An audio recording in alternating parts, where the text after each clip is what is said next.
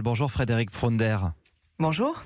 Bienvenue sur Europe 1, merci d'être avec nous en direct ce matin. Vous êtes la déléguée générale du mouvement associatif qui regroupe environ 600 000 associations et vous alertez sur la situation de beaucoup d'entre elles, très affectées par cette crise Covid. Vous dites que 30 000 structures sont aujourd'hui menacées de disparition ? Oui, alors les chiffres sont toujours compliqués à évaluer. Ce qui est certain, c'est que le tissu associatif a été évidemment très touché par la crise, le confinement d'abord, et aujourd'hui la poursuite de ces effets et le contexte sanitaire dans lequel on se trouve. Les associations sont avant tout des lieux de lien social et de développement d'activités.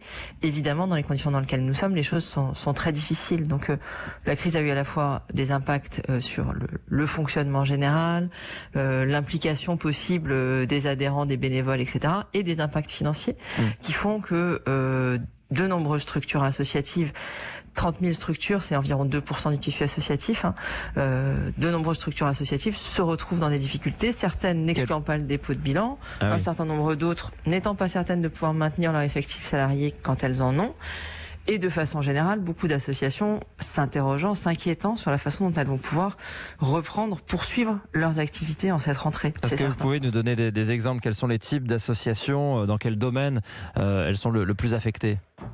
Alors, vous imaginez bien que un secteur qui a été très très fortement touché, évidemment, comme pour tout le reste de l'économie, c'est le secteur du tourisme social, ce qu'on appelle le tourisme social. Donc, ça va être les villages de vacances, les colonies de vacances, etc. Donc ça, on y pense très spontanément. Mais bien sûr, les associations culturelles, celles qui animaient des festivals pendant la période du printemps et de l'été, mais celles aussi qui proposent des cours de musique, des cours de danse, etc., ou des cinémas associatifs, toutes les activités de loisirs qui sont proposées par les associations sportives, tout ça sont évidemment des acteurs qui sont très touchés. Ces activités et qui ne savent pas comment elles vont pouvoir reprendre surtout. Elles peuvent reprendre leurs activités malgré les mesures sanitaires aujourd'hui ? Eh bien, c'est très compliqué. En fait, les associations attendent, selon les secteurs, essayent de s'adapter au protocole sanitaire dans leurs évolutions, de proposer à leurs adhérents des activités qui s'inscrivent dans ce cadre-là. Mais c'est évidemment compliqué quand on doit proposer des cours de danse, par exemple. Vous imaginez bien. Ça pose un certain nombre de difficultés pour les associations sportives de la même façon. Les mesures sont prises, bien sûr. Les associations se sont adaptées. Beaucoup d'entre elles ont aussi fait évoluer leurs activités quand c'était possible pour proposer plus de choses en numérique. Bon, ça n'est pas possible dans toutes les situations, mais proposer d'autres activités, mais c'est évidemment très compliqué. Plus le risque il y a l'accès aux locaux, qui est aussi un sujet. Plus le risque que les adhérents ne reviennent pas cette année de peur justement de ce contexte sanitaire. Donc moins d'adhérents, évidemment, moins de cotisations. Évidemment, c'est un risque. Alors là, c'est un appel à la population. Si vous avez l'habitude d'aller vers des associations pour mener vos activités au quotidien, soutenez-les, parce que nous espérons tous évidemment que nous allons reprendre une activité normale d'ici quelques semaines, d'ici quelques mois. Les associations, il faut soutenir ce tissu qui permet à chacun d'avoir à portée de main la possibilité de réaliser des activités. Et cette rupture brutale met en péril évidemment ces activités associatives, souvent animées par des bénévoles, mais pas des que. bénévoles, mais pas que. Affaiblir des structures employeuses. C'est aussi de l'emploi qui est menacé. On sait combien d'emplois représentent les associations ? Oui, c'est 1,8 million de salariés, les associations en France. Donc c'est considérable, c'est 10% de l'emploi privé.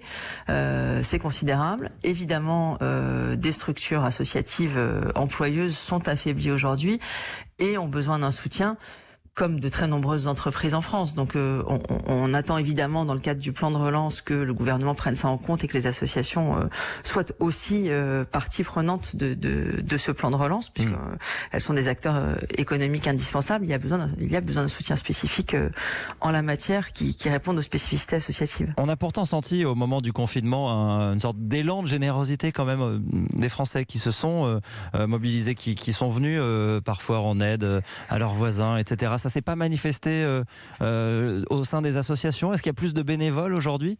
Alors, c'est compliqué de chiffrer le nombre de bénévoles. Il y a de toute façon environ 20 millions de bénévoles en France en temps normal, on va dire. Donc le bénévolat reste et évidemment très fort. Oui, il y a eu un élan de générosité, c'est certain. Les associations se sont fortement mobilisées pendant la crise et ont été là, bien sûr.